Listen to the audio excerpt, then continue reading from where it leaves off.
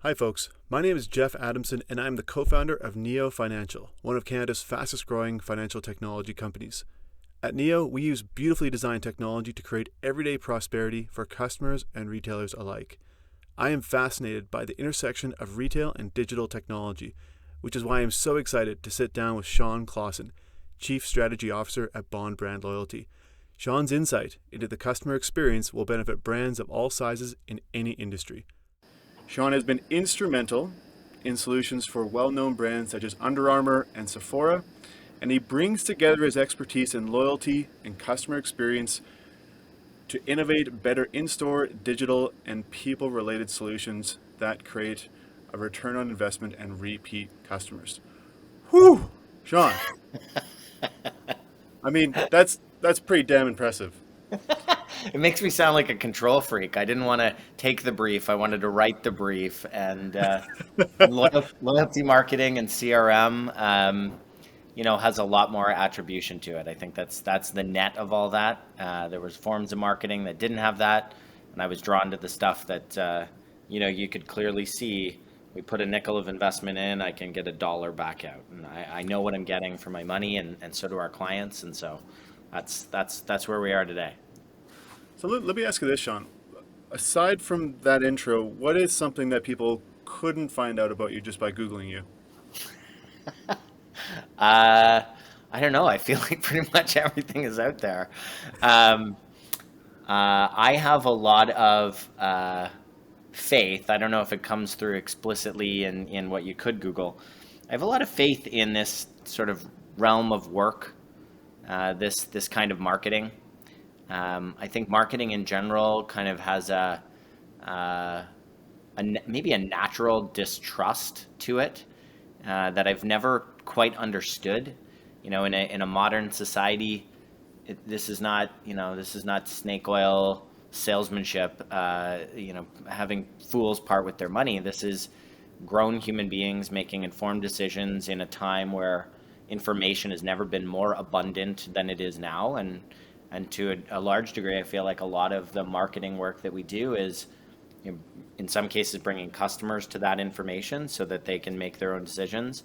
In other cases, we deal on the other side of the counter with a channel representative or an employee of a brand who is trying to form that relationship and just Hmm. making sure that they're armed with the right information and the kinds of things that are going to just demonstrate to customers that they care that they're there. They care that they came into the Hmm. store. They care that they opened the email. That they care about having that relationship with the customer. So, I mean, Yeah. some of that probably comes through, but generally, I'm an optimist, and so I come at it with that faith. Well, it's interesting. You mentioned that marketing does have this preconceived notion, and so you obviously are chief strategy officer at Bond. Tell us a little bit about Bond and how you guys stand out from maybe what people's preconceived notions of loyalty and marketing might be. Yeah. So Bond is a kind of customer experience, engagement, and loyalty business. We are in the business of helping brands make those connections. Those connections can be with their customers directly. They can also be through intermediaries, other representatives, and their own employees, and making sure that just as those two people meet, over a counter, over a barber chair, over a branch teller screen. Any one of those interactions is Hmm. sort of forming the relationship. It's forming the expectations around that relationship, and it's either paying it off or not. Like it's building or eroding the kind of commitment that you have to either representing that brand on one side of the screen or counter and staying committed to that brand if you are the customer, the card carrying customer, the bag toting customer in a retail sense. And so Bond often I think has been an advocate of thinking about these topics more broadly, more holistically than kind of the classic vestiges of loyalty programs. The buy 10 get one free stamp card, the origins of the way that people still I think about that topic And Mm-hmm. so a lot of our work over the last few years, maybe pushing 10 if I'm honest, um, is shaking off some of those older ideas, letting people see kind of the broader use of that data to make sure that you're having a relevant kind of dialogue with your customer, making sure that you are trading the right amount of value back for their commitment, participation, advocacy, whatever form it takes. And so generally, I think that's been kind of the work is to let go of some of the narrower notions around loyalty and expand the idea into customer loyalty, brand loyalty, Mm-hmm. the loyalty in the truer sense of the word, not just in the Mm-hmm. programmatic mechanism, tactical pieces. Yeah, it's not one of those things that just runs on autopilot. I think a lot of, as consumers, I think we just kind of see the surface and it's kind of like, hey, I do X and I get Y. And I think that more and more, it seems like consumers are starting to expect a lot more.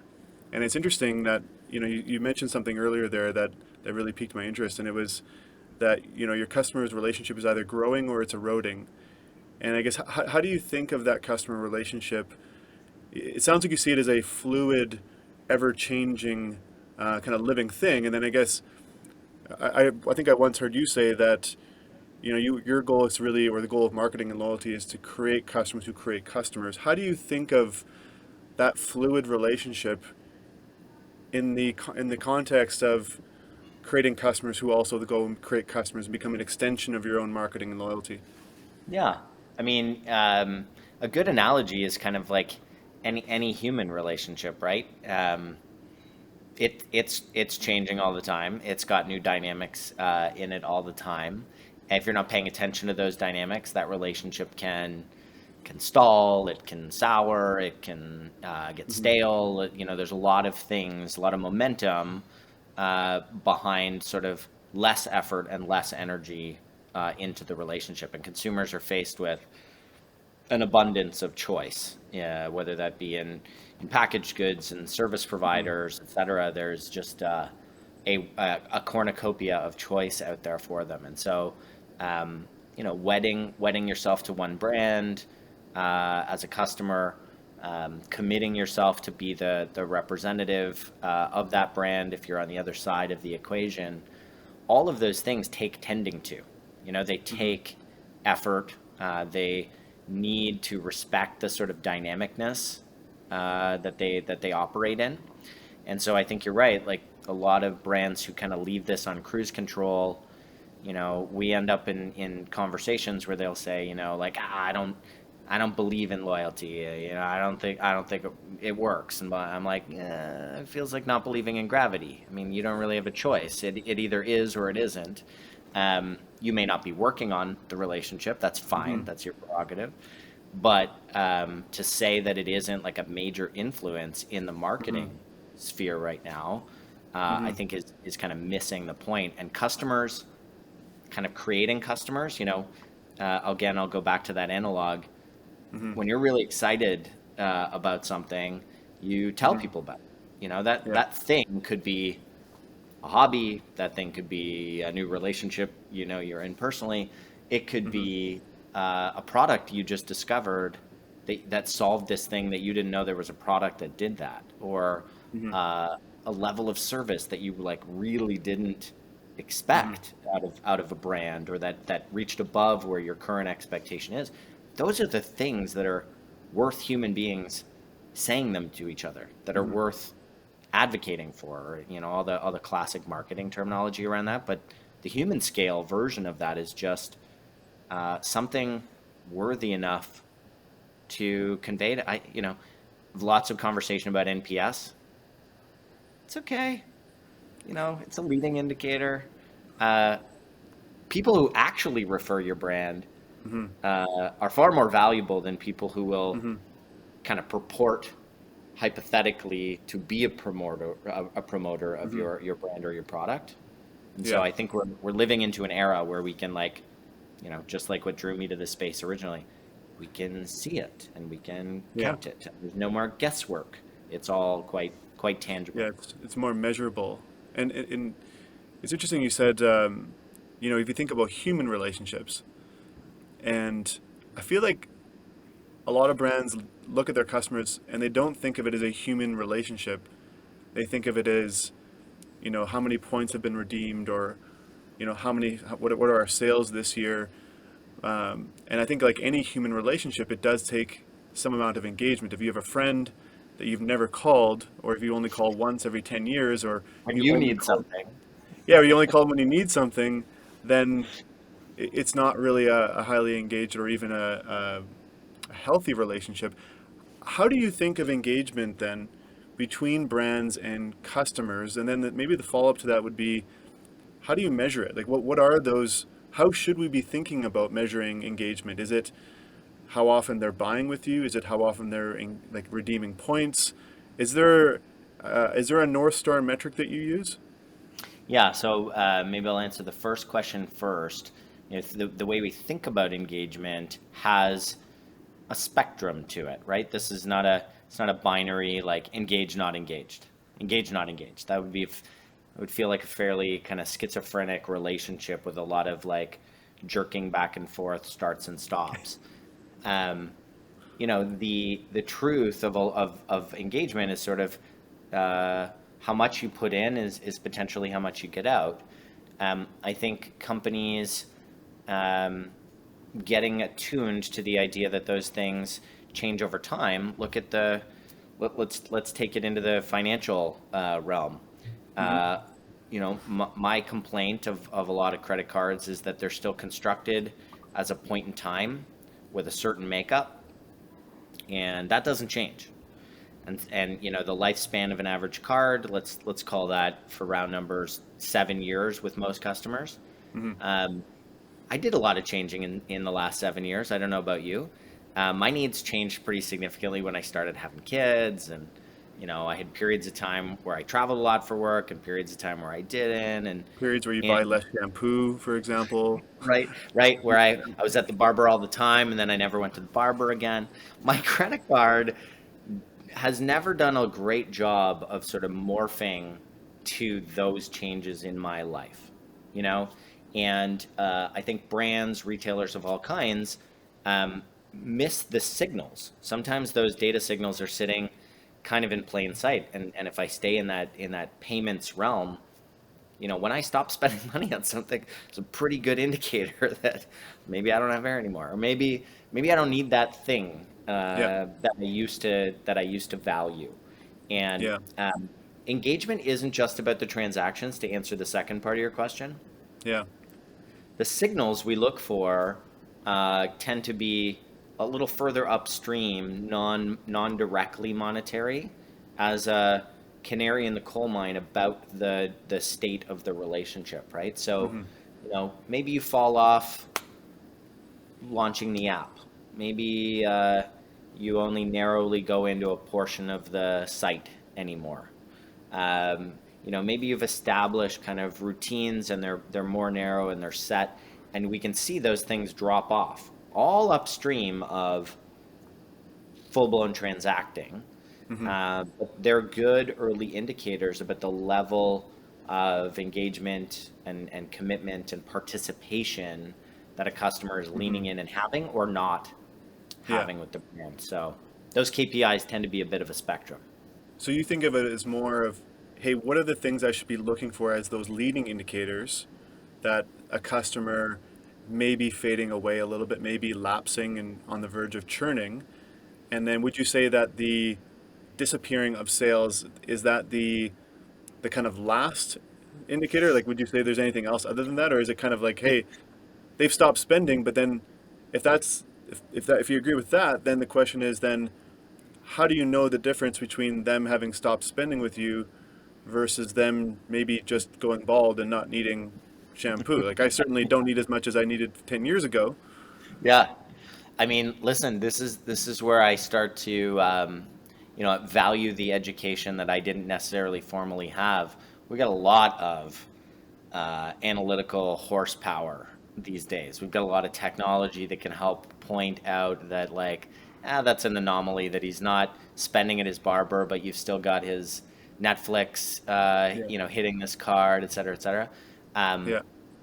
all of those things tallied up together, we now have the tool set on scale to be able to Hmm. go likely problem over here, possible problem over there, Hmm. definite problem over here. Hmm. Um, and I think that's the sort of, uh, the existence of the modern marketer is reading some of those upstream signals now with the help and aid of a MarTech stack, of Hmm. a whole richness of data that has, never before been able to be Yeah. harnessed quite so easily, quite so Hmm. cost effectively, quite so understandably. And so I think, the beauty of that as a marketer, it takes the guesswork out, and as a consumer, it should also take out the sort of like awkwardness of the like, hey, did you put your credit card in a drawer? We haven't seen you spend in like 2 months. And all that goes away if we solve some of these problems. And Yeah. retailers on the other side of that equation, from the financial partners that they may or may not have, they've got a lot more signals before it hits a card. They've Yeah. got ways to tell levels of engagement, et cetera. Hmm. And I think even that's still kind of blossoming, and marketers are Yeah. still getting their head around what do all those signals mean? How do I interpret all those signals? Yeah. Which ones of them are, you know, corollary or not? All of that work is sort of being done inside each brand individually. Yeah, and it's interesting. We talk to brands a lot, and when we talk about those leading indicators, we talk about and what they see a lot of the times because let's face it, even though e-com is growing rapidly and digital is growing rapidly, offline sales still dominate the majority of the spend that consumers make. And all that data is kind of trapped within financial institutions. And that lagging indicator, which is the lack of spend, it's really working with brands to help them understand that actually, like, it isn't that Jeff lost all of his hair. He actually still has hair, and he's actually buying shampoo at someone else now. And then there's that data that tells you that, but then the most important thing, at least when we have these conversations, is really now what do you do? Yeah, And I remember you mentioned something earlier that caught my eye. It was it's about trading value, and so we talk about data, and I think a lot of organizations have a ton of data, but then I guess how do you think about that in your own role and in the conversations that you're having with retailers around data and around value? Because it's been yeah. pretty public lately with Apple and Facebook duking it out in public. How do you think about trading value when it comes to data and brands? Yeah, I'm not going to touch the Apple and Google and Facebook kind of having a pretend fight on the playground publicly in front of everybody, because that's a whole podcast unto itself. I do think, because we've also been operators of these programs tactically Yeah. and practically, conducting that work of communicating with customers, watching for the engagement signals, working from those engagement signals to get to the next stage of the relationship, et cetera. And We're you're maybe managing the relationship for the brand in that instance? in some of those instances, yeah, like we are an agent essentially on behalf of brand X, credit card portfolio Y, retailer Z, where we are, for all intents and Yeah. purposes, operating as them. Wow. And in those instances, there can be a chasm between like what in principle you could do if you knew this and if you had this data, and Yeah. the wild amount of real things between there and practically doing something with it, right? Hmm. And so I think because we've sort of had that seat, both forest, trees, bark, we've been able to help brands cross a bit of that chasm and be practical about leveraging the data for real, Hmm. not theoretically, not hypothetically, not in principle, but in practical terms that drive traffic, that have the return that you can see and count unequivocally beyond a shadow of a doubt.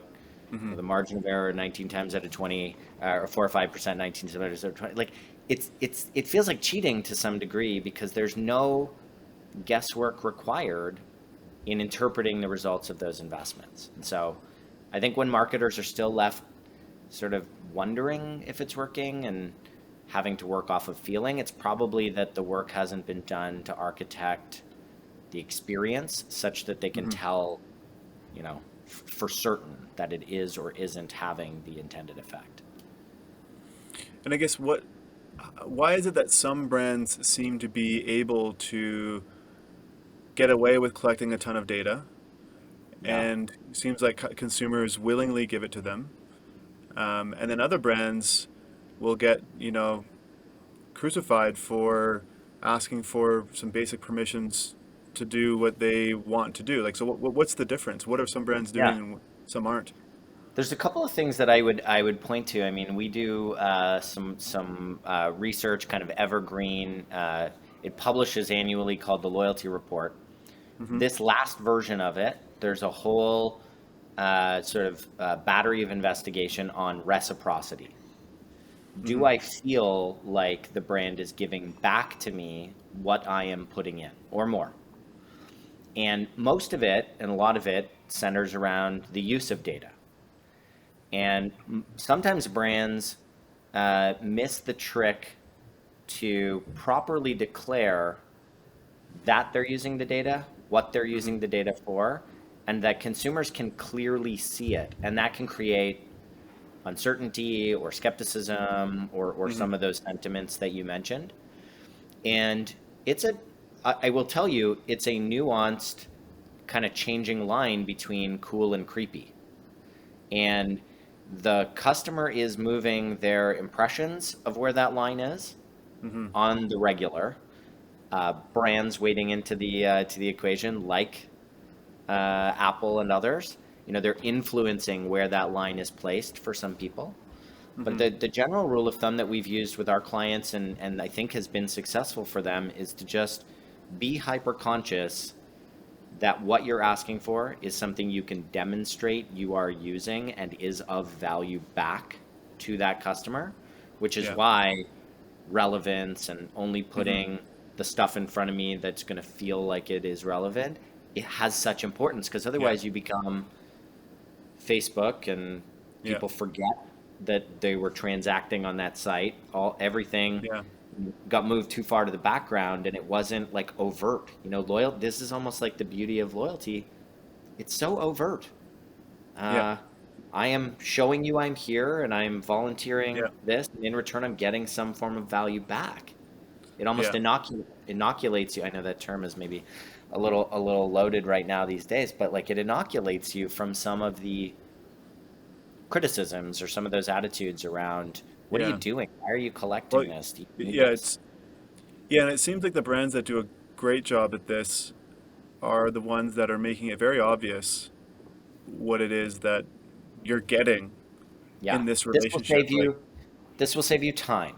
This will save you money. yeah. This will save you effort. If Hmm. it can save you all three, that tends to be a pretty good recipe. Um, but I would say, the thing most brands need to be conscious about is declaring it because I think sometimes, there's a wicked algorithm running in the background that's like, Yeah. hey, here's some stuff we thought you might like. In Yeah. fact, what happened was based on all of these other things you've said or did or told us or Yeah. shown us, etc., here is what you will likely enjoy. Yeah. That's a very different pronouncement. And I think the customer, maybe that nuance sounds too subtle. I think the Yeah. customer registers it differently when you go, these are just for you based on you, Hmm. versus when you just go, blah. And there's no indication that it was from the data that they gave to you in the first place. Yeah. Yeah. No, 100%. Let's jump into the customer journey a little bit here. I think that, a lot of retailers that we chat with, they have some fairly obvious strategies to attract customers, and it could be discounts and giveaways, and I feel like in doing so, they've really focused on one specific area of the customer journey. And we Yeah. talked about reciprocity, and so I'd love to hear, because I think both Neo and Bond we really look at the end-to-end customer experience. We're looking at what are those moments along the customer journey, and how are those moments changing. And I guess when you think of some of the customer journey and then the aspects of it and that reciprocity in that journey. I guess how do you think about that the concept of the journey in general, reciprocity in that journey, um, just broadly, how do you think about it? Yeah. I mean, that journey for us is the backbone of the work that we do. I want to say it was 6 or more years ago, we kind Hmm. of wed ourselves to that frame of thinking. Every one of these customers is at a different spot on the journey. Each one of those interactions are not happening in a perfectly linear fashion, Yeah. exactly the way that our channels have all been organized as marketers, et cetera. And so you've got to be really paying attention to the sequence and the pace and velocity of those signals coming back in off of different parts of that journey. Hmm. The reciprocity part, um, the way that we've gleaned, both in some of our research and then in some of our practical work, where we're putting it into action, is actually the thing that's changing the most and is maybe most interesting is consumers are expecting, and this will feel fair or unfair depending on who you are as an audience, they're expecting some value right up front. And I think that the loyalty sort of predication has often been built off of once you as a customer do X and Y and Z, Hmm. then I, the brand, will show you the carrot, the payback, the the Yeah. give on the other side of that. Yeah. Putting the onus on the customer first as opposed to the Yeah. other way around. And I think, if you think about that whole customer journey, we used to get frustrated by the fact that, okay, so you're you're functioning with a cost of acquisition up here. In terms of a discussion with a brand, you've got a cost of acquisition or a range that you've tolerated up here. It's got built into it a whole bunch of waste. And then you're into these conversations about cost of engagement or cost of retention if you're in sort of a win back or a high churn kind of industry, telco Yeah. or something like that. And Yeah. so it just seemed sort of odd to me to continue to silo these things Hmm. when the customer, you know, gives two shits about where you draw those lines or those budget ledger lines. And so you need to be thinking about it Yeah. more from their lens. And so we Yeah. also have a lot more data that helps us qualify and or helps customers even declare themselves to be a certain caliber of customer or a certain level of interest as a customer right at the earliest parts of the relationship. And so we're seeing a lot of brands start to be able to confidently push forward some of the value into the early part of the relationship with more confidence that it's not going to be subject to the same level of waste or the same level of um, leakage, essentially, at the Yeah. front part of the relationship. And that Yeah. typically sets up for a healthier relationship all the way through so that that holistic thinking along the journey, I Yeah. think, has led people to do the right math about what a Yeah. customer like this might be worth to us, likely is worth to us in the future, and Yeah. us to them. So let's extend some of that a little forward. It'll come home in a healthy relationship over the lifespan of that customer Well, to see how. and zooming in on that waste aspect there, Sean, like when you think of the customer journey and the investments that brands are making on that journey, where do you see commonly, because you work with tons of different brands, like we named Sephora, Under Armour, there's tons more. Yeah, Is there common areas that you see that brands are really inefficient? Is it up front in the customer journey? Is it on the win back side? Where do you typically see it? it's totally upfront, and I think this is sort of this has been And the customers know it too. and customers know it too, and they're savvy, right? We live in a fairly digital age. Yeah. They understand that these like acquisition bonuses are going to get thrown out around like crazy. Yeah. They understand that there is, frustratingly, there seems to be more value to a Yeah. new customer than to an existing customer. Like I hate driving by billboards that say like if you're a new customer, your mortgage rate is going to be X. And I'm sitting in the car going, what? I'm right here. You're saying that Yeah. right in front of me. Um, and so I think in advertising, programmatic as it's gotten and Yeah. smarter than it was when I left it, Yeah. I think there's still a ton of waste there. And the problem for marketers is they kind of still don't know which part is wasted. They have suspicions, but they can't fully Yeah. quantify. It's this part. It's this much. I know exactly how to reallocate it. But I think we are continuing to progress into a period of time where that front end Yeah. wastage is going to get less and less. It'll get squeezed out, and that value can then be transferred to Yeah. better customers. It can be transferred to the rest of the relationship. Is that a data issue? Like the famous quote is 50% of my marketing budget was wasted last year. I just don't Just know don't which know. 50%. Yeah. But like now, do you see that that data is what's blocking brands from understanding where the waste is? I want to say yes, but I want to qualify it. Um, I think data, the way that marketers have thought or maybe have been trained to think about it and look at it and procure it, if I could use that word, Hmm. um, that part is a paradigm that I think has maybe paralyzed them from unlocking a lot more efficiency in the front end of the relationship. I think the consumer is better armed to tell you, show you, what they're like from minute one than they have ever been. And 100%. I find that part, both as a marketer, where I don't have to Yeah. grope around in the dark and figure out where the waste is and minimize wherever I can. And, it starts feeling, in a lot of those conversations I've had with marketers who are managing those budgets, they're like, I'm moving money out of one thing to another because I think this stuff works better than that stuff, but I don't want to fully take my foot off this gas pedal because frankly, I'm not exactly sure what'll happen if I don't allocate millions of dollars to this thing, which we historically have done.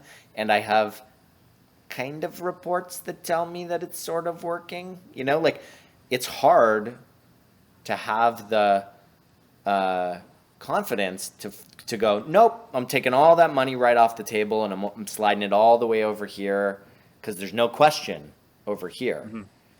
To do that, still bears a lot of anxiety and career risk and a lot of other things for CMOs and other marketers who are making those decisions. Yeah, and it's like you said earlier, the customer has never been better equipped and armed, and we see it as well on our side because we'll see, and even in the past when we were at Skip the Dishes, we would see customers, and you kind of set up all your win back and life cycle strategies, and customers are smart now. Like they're so savvy now, and they would know that, listen, if I don't order for 4 weeks, I'm probably going to get an offer. I'm going to pop an offer. And so we actually see it now that we're agnostic of any food delivery platform now. And we'll see that customers can actually, they'll go, a month and a half without ordering on one platform. And they'll just go to a different platform because that platform now offered them 75% off. Yeah. And they'll go to that platform. Then they get nothing for a while. And then And they'll they switch could over to see the another little one. shark fest between Lyft and Uber and Yeah. whoever else trying to Oh, yeah. disrupt that marketplace, and they're like, I could just play this little circle. I agree with you. Yeah. And Uber and Lyft is a great example of that because if I don't care about, if I just want to go from A to B, I just want the fastest and the cheapest. So who can be here quickest and who's going to do it for the lowest price? And that I think that's a real danger. Do you see that in some of the brands you're talking with around like when you're talking about marketing and loyalty and like how often do you see brands being commoditized now where they're like where the customer is sitting around saying, you know what, if I just wait a month, one of you guys is going to send me something. Yeah. And if it's 50% off, if it's enough that, that I know that you're basically giving me all of your margin, then I'll convert. But I may not convert until then. Do you see that quite a bit? And what do you Yeah. think brands can do about that? I mean, every category is different. Lots of categories now have an aggregator, like an Expedia or an Uber or somebody like that in the mix. Yeah. And those industries, I think, have been maturing how they think about doing those win back offers that you're talking about. But Hmm. along with that, the consumer has been along for that ride and has also become more sophisticated about those things. Now, there are industries where that hasn't necessarily happened to the same degree, but I would contend that just about every category has some version of this commoditization that is Yeah. pushing down margins. It is relegating these brands to kind of like interchangeable versions of each other, which candidly I think is the worst version of loyalty. Like, I'm pained to see a brand put a program into market that is exactly, look alike to their competitor down the street, down the mall, down the block. Yeah. Um, I find that's not helping. Um, Finding the differentiation, being able to morph with the client, and then also from a data perspective, to circle back on our last part of the discussion, every time you do one of these interventions where you train Jeff that if he, you know, uh, pops the Lyft app open and it's open for a period of time, but he doesn't hail, that means he's probably in the Uber app. So Lyft is gonna notification, boom, hey Jeff over here. You're training Jeff. You've got to take that data back into Hmm. the model that you're using to drive this stuff to go, well, that's a customer who's on to us and with this silly technique and we're on to them. Yeah. um, if we keep playing this game and they keep playing this game, uh, I arrive out of business, and they end up Yeah. with less options in the marketplace because several of us are going to race each other to the bottom of profitability. That 100%. to me is not the version of loyalty or of commerce that I think we could be headed for if we just make some different choices and different decisions about how we manage that data, how we manage that end-to-end experience for customers. Yeah, and it's interesting. So you mentioned aggregators, and my background coming from Skip the Dishes, very familiar with Yeah, being on the platform aggregator side of the conversation. And something that came up time and time again was this idea of owning the customer. And I always kind of felt, you know, coming from a non-traditional marketing background, I always felt like it was an odd way of thinking about a customer because I mean, I'm a customer, you're a customer, and I don't really, as far as I we don't know, get don't along. belong to any. I don't belong. I'm not owned by. I'm fairly free. Although, although when I'm babysitting at home, maybe not as free. A little more captive. A little more captive there. But I guess how do you think of customer ownership in this in our age, and that's in the context of post COVID. I hope we Yeah. can say we're post COVID now, but like because you've got aggregators, you've got platforms, you've got banking relationships. Like I use obviously my Neo Financial credit card. I bank with Neo, but then I'm I wear Indochino clothes sometimes. I'll wear There's a all whole spectrum of brands that circle around your yeah, life that yeah, you've exactly, adopted in. yeah. So how do you think about owning the customer in the context of the brand's relationship with that customer, and also in the context of how they partner up with other companies to help them grow? Yeah, I mean, I would say, this will sound like principled advice for a second, but I'll wrestle it down to the practicality. You got to go back to that analog about human relationships. Nobody wants Yeah, to feel owned. no, People would love to feel in a totally mutually beneficial relationship. They're even willing, to collaborate with multiple people where multiple people get benefit out of whatever it is they're collaborating on. And so I hmm, think taking that paradigm into maybe dispelling the idea of ownership and think about it more as sort of like cooperation, um, whether it be between the customer and the brand, between the frontline representative, the brand, and the customer, between hmm, this brand, this customer, and another brand.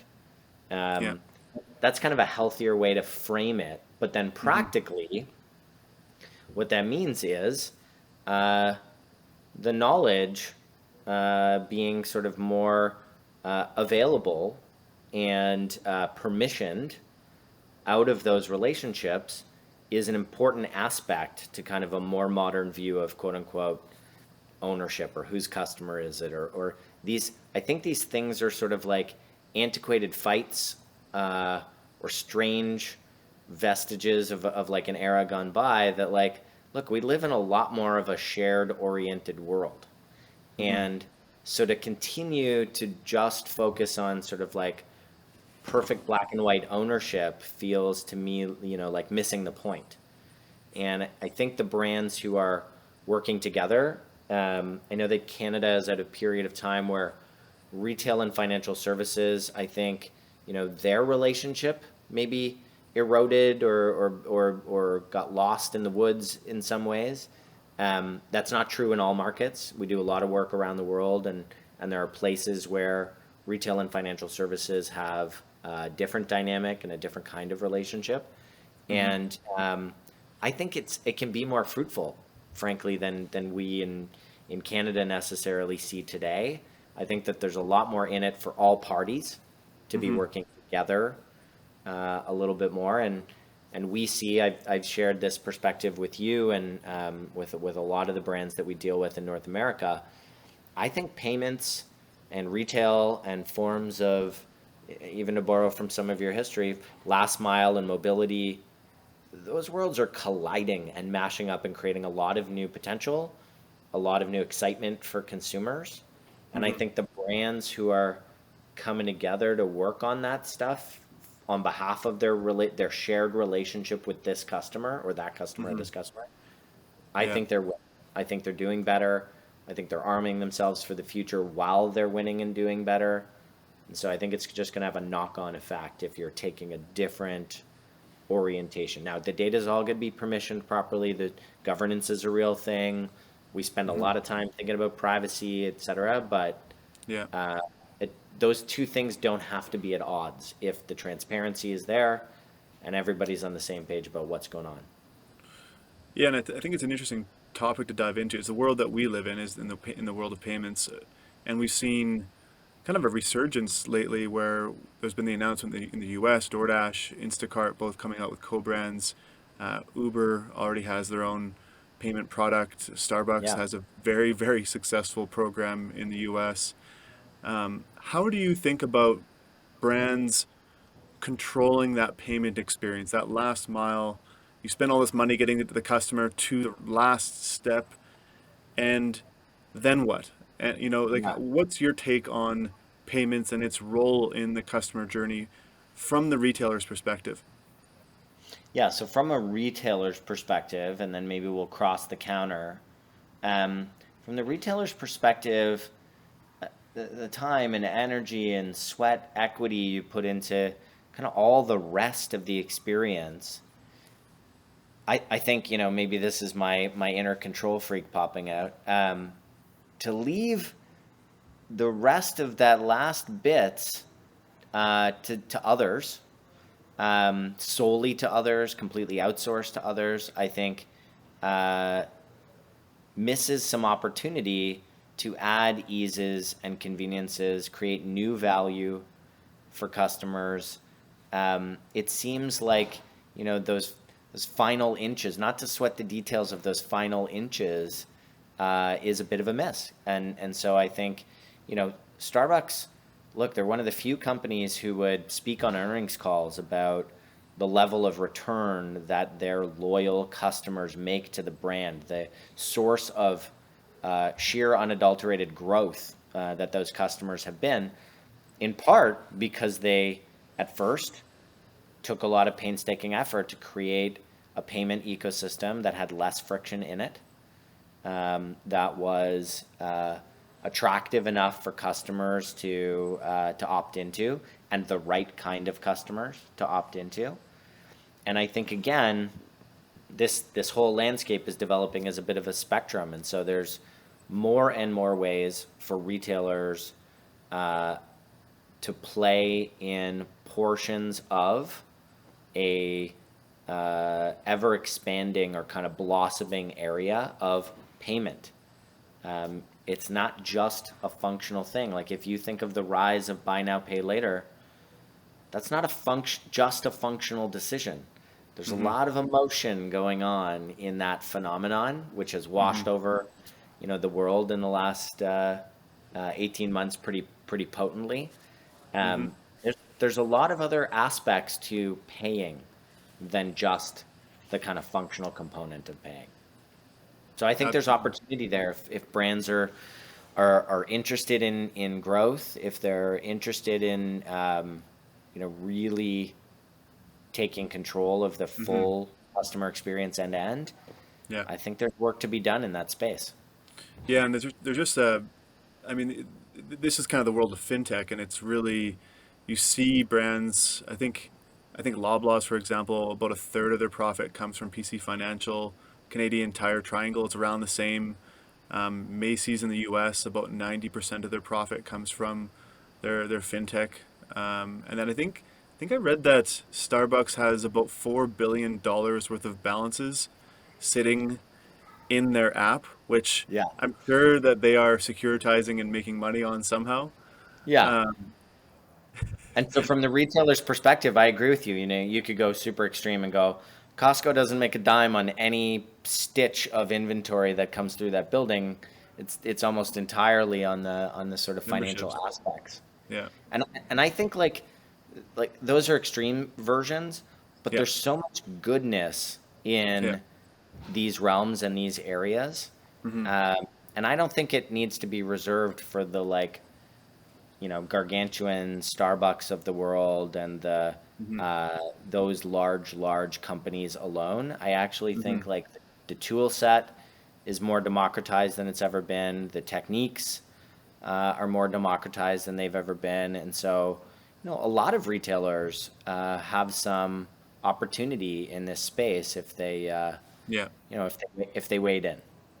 And it's not a one size fits all approach either. Like I don't think it's not practical for everyone to go out there and become Loblaws or to become Costco or Triangle.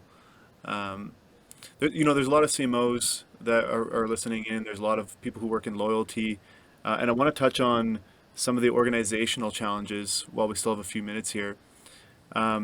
One of the questions is really around how the customers don't really care about how you are siloed. When you when you look at the customer journey from the customer's perspective, and then you work with that brand, do you see the organizational silos externally when you're a customer? And Yeah. obviously internally and externally, but do you notice like, oh yeah, like I know that the head of loyalty at this company doesn't get really any of his ideas approved or her ideas approved, and I can see that as a customer because there's not enough value in the program. Yeah, I mean, there are every industry is a little bit more mature, less mature on pulling down some of those silos or creating cross-functional ways of working that Hmm. ensure that those things don't get too entrenched. Um, I think organizations who struggle with this are ones maybe like we were talking about earlier. They've got a foot on the gas, just like giant discounting, or they've got a foot on the gas of big advertising spend, Okay. and there isn't the kind of either political will or confidence to ease off of that in any meaningful enough way. Hmm. And so that just kind of sucks up the oxygen, the marketing dollars available to explore this new idea or that Hmm. new idea, et cetera. And I think organizations struggle to cross that chasm when again, I hear words like, well, I'm not sure I believe, as though like I'm asking you to believe in a fairy tale. I'm not sure I believe in that, or I'm not sure, and it usually comes with a I'm not sure. And I think like when organizations get out of that line of thinking, I love opinions, I like dolphins, you like dolphins, that's great. None of that should have any bearing on our marketing or our Hmm. strategies or our business. but somehow opinions still creep in. And the way that I've kind of grown up in this industry has been a lot more empirical and a lot more data laden and a lot Yeah. more So objectively decided. it shouldn't Uh, matter kind of what if you're not sure or not. The data doesn't care about your feelings. It's the just data doesn't care about your feelings, your org structure, your title, yeah. your customer The customer doesn't isn't. care either. They don't care. They're not waiting for you to figure it out either. And so the minute in one of Yeah. these industries somebody else figures it out for the customer, fairly or unfairly, those are the companies that are getting wildly disrupted. Those are the ones Yeah. who, didn't see it coming, didn't keep the relationship fresh, Yeah. didn't try new things and experiment together and figure out, we didn't like this, we did like that. That was neat. I'm not even sure what it was yet, but it was neat and everybody liked it. Yeah. That kind of like scientific approach to experimenting and seeing and Yeah. trying, I think is the antidote to Hmm. I'm not sure, I think X, I feel Y, Hmm. valid to a point, but not so much so that you don't go and check and see if gravity is a real thing. Not so much Hmm. so that you don't run a test and let the data show you what Hmm. people are attracted to, will do. And I think, unfortunately, research, it's attitudinal research, stated preference research, some of those tools, sometimes they get misread as affirmative signals, or there's a lot more behavioral data stock that I think I hold. I want to see what people will do, what they actually do. And so we err there. Attitudes are good leading indicators for some topics. Yeah. Behaviors is what builds a business. Yeah. For the people who are working in organizations, for the marketers, for the people in loyalty, what advice would you? Because it's really easy to say, hey, test and learn, look at the data, let the data help you make the decision. But we've all been there, and that doesn't make it to the CEO's desk. Like, what advice would you have to people in marketing loyalty to get their ideas won within their organization? Yeah, I mean, there's a few in a lot of the assignments that we do, for example, it might look like we're being hired to help find the right loyalty design, the right, customer value proposition, and that's true. That's Yeah. absolutely happening. What's also happening in a lot of those assignments is we're bringing people along for the ride, for the journey. They're on it together, doing the discovery, trying out these new notions, looking at the primary and secondary evidence, Yeah. uh, structuring some of those behavioral tests. And when they're doing it together, as Yeah. opposed to like, this could be any topic. Hey Jeff, I baked this idea over here all by myself. I didn't talk to anybody about it. I'm really smart and I'm really good at this topic, so you should totally just believe me that this is the right thing. Odds are you're going to be met with all kinds of objections. Well, you didn't factor this in, and what about that, and blah, blah, blah, blah. Yeah. But if we Yeah. were Of doing course. it together, Yeah. and you popped out the other side of that process and you were like, well, hey, wait a second, I have this Yeah. objection. I'm going to be like, Jeff, where was that objection in the process? So You were include right people in the there. process. Include Including them. people in the process, I think, is a Yeah. big part of it, because Goes back democratizing to some of silos this too. Yeah. knowledge just helps. You need a lot of people on board within an organization to get Hmm. a loyalty program up and ready. You get it changed. Yeah. Same with a payment product of any sort. It takes a Yeah. lot of different disciplines, so you need to tend to people being on that journey with you. Awesome.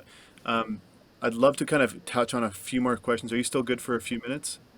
Absolutely. Okay, right on. Okay, so this is really more of a from the hip, rapid fire, just some questions to kind of, for those people who are in an organization who are looking to kind of, yeah, get their ideas one and really try to get some kind of quick hit information. Number one is going to be just what are some of the top things that you see marketers doing wrong right now? Autopilot, the things that they've been doing just for that sake. What would you Not, recommend not, to an... keep yeah, going, go keep ahead. going. No, no, no, you're good. You're good. Let's do rapid. What would you recommend to an incoming CMO or head of marketing? Uh, Overtend to uh, your customers volunteering the things they want behaviorally, not just attitudinally. And I think the tenure of a CMO or head of marketing is not the longest. They don't have the longest lifespan here in Canada. What recommendations would you make to an outgoing head of marketing or CMO? Um, Try something different between this post and the next. Venture into, I mean, I think your territory is sort of wildly interesting and disruptive. Some of the technology around data sharing is wildly interesting and disruptive.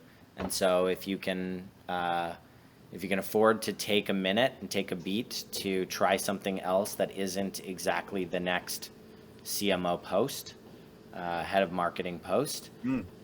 I would I would take a minute and do that little detour.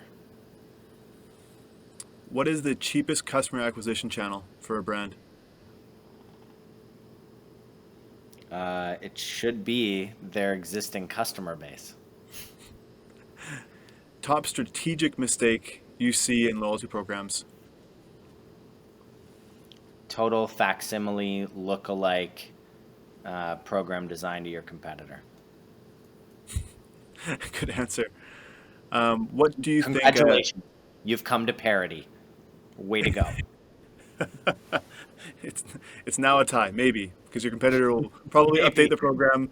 It'll probably update the Maybe. program, then you'll be behind again in two Yeah, you're months. playing by somebody else's rules. It's crazy town.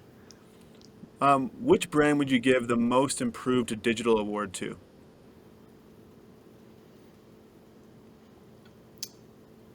In Canada?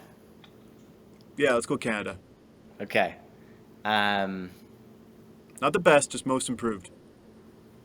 on this front, I think Starbucks recognizing that their wonderful program needs to change and adapt, even in the face of its wild success, Hmm. takes a decent amount of courage.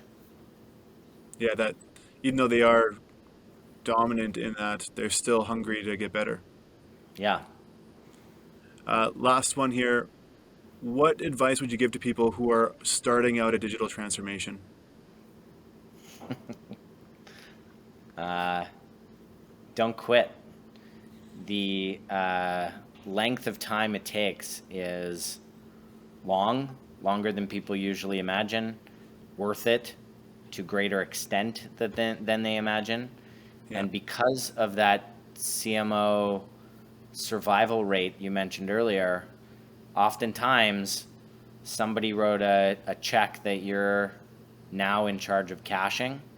Um, the stick with itness is a real thing in this transition. It fits in spurts and stalls, and stopping uh, is like running backwards. Spoken like a man who has been there, done that, seen a ton, still living to tell the tale. I don't know about that last part.